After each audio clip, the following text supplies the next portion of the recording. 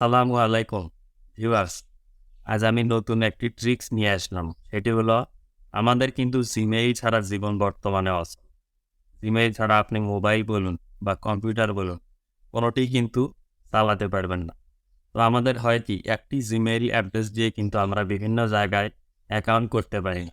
কারণ আমাদের মোবাইল অথবা কম্পিউটার চালাতে গেলে অনেক জায়গায় কিন্তু অ্যাকাউন্ট করতে হয়। তাছাড়া কিন্তু আমরা সেগুলোতে কাজ করতে পারি না। তো আপনার একটাই জিমেইল অ্যাড্রেস থাকবে।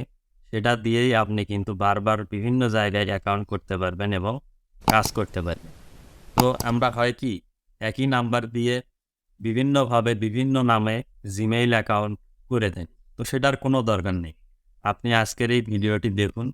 তাহলে বুঝতে পারবেন যে কিভাবে আপনি একটি জিমেইল অ্যাড্রেস দিয়েই বিভিন্ন জায়গায় অ্যাকাউন্ট করবেন এবং হাজার, হাজার সুবিধা নিতে পারবেন।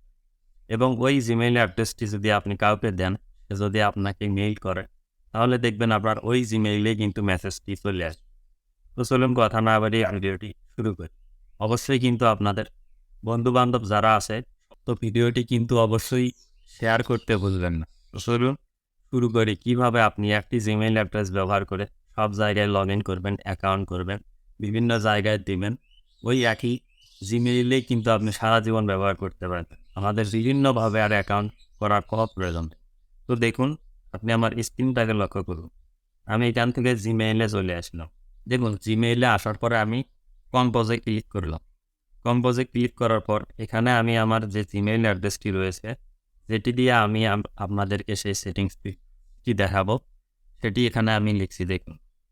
MDMAMUNUR RASHAD, তারপর হচ্ছে 0062